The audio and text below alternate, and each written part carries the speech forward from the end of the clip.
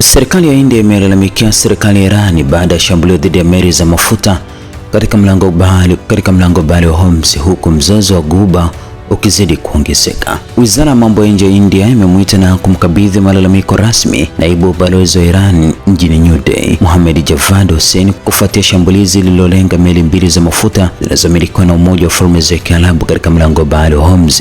Meli hizo mbili kubwa za kusafirisha mafuta, Mombasa B na Al Bahyan, zilishambuliwa mapema Jumanne zikiwa katika maji ya Oman, kwa mujibu wa taarifa mbalimbali.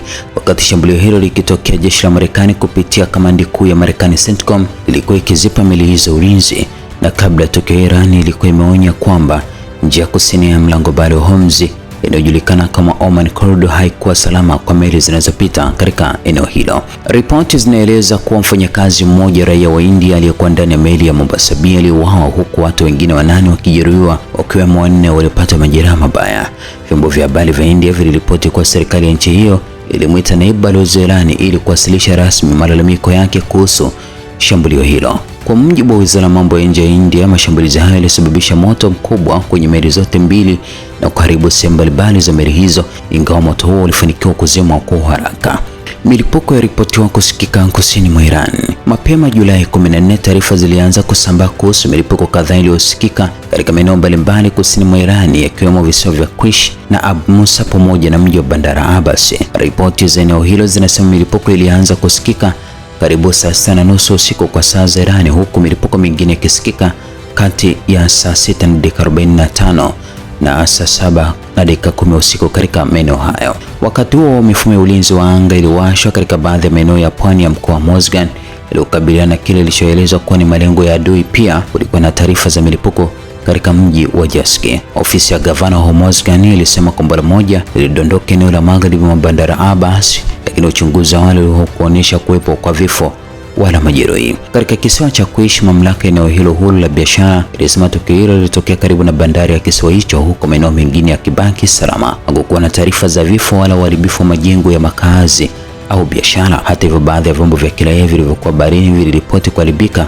kutokana na tukio hilo. Kamandi kuu ya jeshi la Marekani CENTCOM ilitangaza kuwa ilikuwa imeanza usiku wa 3 mfululizo wa mashambulizi dhidi ya Iran, na awamu vyanzo vya Iran vilisema kwa mfumo wa ulinzi wa anga wa nchi hiyo ulifanikiwa kudungua ndege isiyo na rubani drones ya Marekani aina ya MQ-1 katika eneo la mlango bahari wa Hormuz. Katika upande mwingine, ofisi ya gavana Hormuzgan ilikanusha taarifa zilizodai kuwa kisiwa cha Ravan kilikuwa kimeshambuliwa kwa makombora. Serikali ya China imesema ina wasiwasi mkubwa kuhusu kurejea kwa mapigano kati ya Marekani na Iran baada ya kile ilichokiita kuzuiwa kwa Iran na Marekani. Msemaji wa Wizara ya mambo ya nje wa China alisema Beijing itaendelea kufanya juhudi za kupunguza mvutano na kuhimiza pande zote kujizuia. Baraza la ushirikiano la nchi za Ghuba GCC imelaani shambulio dhidi ya meli mbili za mafuta za Umoja wa Falme za Kiarabu katika mlango bahari wa Hormuz, ikisema ni kitendo cha uasi na ukiukwaji mkubwa wa sheria za kimataifa pamoja na uhuru wa usafiri wa baharini. Katibu mkuu wa GCC Jassim Abdullahi alisisitiza mshikamano wa baraza hilo na Umoja wa Falme za Kiarabu kufuatia tukio hilo. Nchini Bahrain, jeshi la Bahrain limesema mifumo yake ya ulinzi wa anga ilifanikiwa kudungua na kuharibu mashambulizi kadhaa ya angani yaliyodaiwa kutoka Iran na yaliyolenga raia. Jeshi hilo lilidai Iran imeendelea na sala mashambulizi dhidi ya raia, likisema vitengo vyake vyote viko katika hali ya juu ya utayari. Wananchi walitakiwa kuepuka kugusa mabaki ya makombora au ndege zisizo na rubani na kuyatolea taarifa mara moja kwa mamlaka husika. Mbunge wa Iran amesema kisasi ni lazima. Mbunge wa Iran na mjumbe wa kamati ya usalama wa taifa Ismail Kossar amesema kisasi dhidi ya watu waliohusika na kuuawa kwa aliyekuwa kiongozi mkuu wa Iran ni jambo lisiloepukika. Alisema kisasi hicho kinaweza kutekelezwa kupitia njia za kimataifa au watu wanaojiona wana wajibu wa kulipiza kisasi kwa waliouawa. Marekani imeshambulia Bushehr. Afisa wa Iran amesema Marekani ilifanya mashambulizi 3 usiku kucha yaliyolenga maeneo mawili katika eneo la Bushehr kusini mwa Iran. Kwa mujibu wa afisa huyo, hakuna vifo wala majeruhi walioripotiwa.